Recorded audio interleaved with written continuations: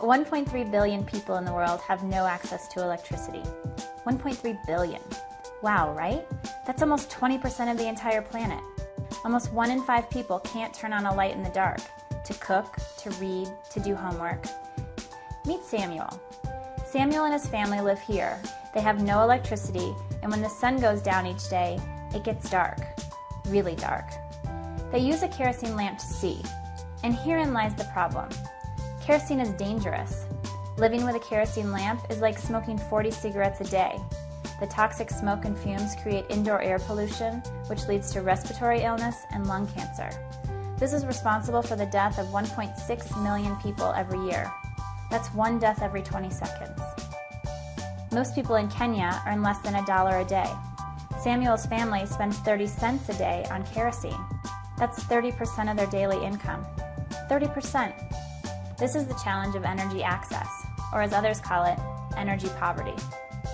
So who are we, and what are we doing about it? Our name is Nokero, and Nokero stands for no kerosene. We're doing something here we call impact inventing.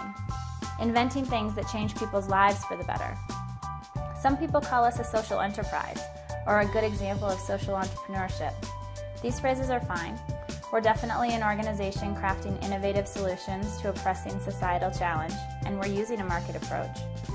We think of ourselves simply as a good business. Good isn't something separate that we do on the side. It's built in. We begin with an operating principle of do no harm.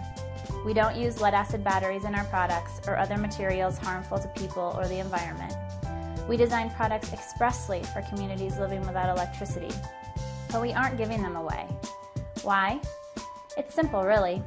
Profitability ensures sustainability, and everyone needs to make a living. At Nokero, we design and sell solar-powered lights and cell phone chargers that harness the power of the sun to light up dark places. Solar energy is green, it's healthy, and it's cheaper than spending money daily on dangerous fuels. So why is it taking so long for solar power to catch on? Introducing new technologies into new markets is hard. Reaching communities who live without electricity, often in very remote rural areas, is really hard. So what's the answer? We think it's collaboration. We find great partners who live and work in the communities we're trying to reach, and we work with them to meet the needs of the local market. In Haiti, Nokero lights are being sold in clean energy stores. In Uganda, by door-to-door saleswomen known as Solar Sisters. And in India, by boys on bikes. So this is our philosophy in a nutshell. Design things that people need, keep them simple, ensure they're affordable, partner with people who know their markets, and let people test the technology. It's hard to conceptualize the power of the sun. We think that by putting a bulb in someone's hand, it becomes real. And if we're ever going to solve the challenge of energy poverty, we need to excite people about the possibilities.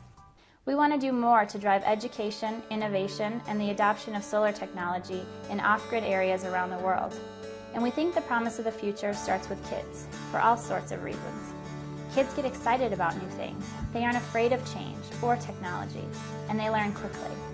If kids are driving the rapid explosion of cellular technology, social media, and internet gaming around the world, why are we not looking to them to drive the explosion of renewable energy as well? Well, maybe you're not, but we are. We have an idea that we're putting to the test, and we're calling it inventive philanthropy. Philanthropy because we're putting our money where our mouth is, and inventive because we're not giving charity in any traditional sense of the word. Essentially, we're partnering with schools, libraries, reading camps, and other kid-related organizations to provide lights for learning. Think of a bulb as a learning tool and science lesson all in one. And if the kids we reach through these programs are anything like the kids we've met already, they're going to love their lights. More importantly, we think that providing lights to kids will help them learn. And finally, and just as critical, we think that giving lights to kids will spark imaginations, start people talking, spread the word that solar energy is real, and ultimately drive the adoption of solar technology in off-grid areas. If our tests are successful, we're going to do more inventive giving and invite you to join us in scaling up our programs to reach as many kids as we can. And let's be clear here. By providing solar light to kids, we aim to remove a barrier to learning in the developing world and drive the rapid adoption of solar technologies in communities without access to electricity. Samuel represents the significant challenge we face, the 33 million people in Kenya without access to electricity. the 6 million people in Haiti, and the 68 million in Pakistan. But he also represents hope and a brighter future. Inspired? Join us.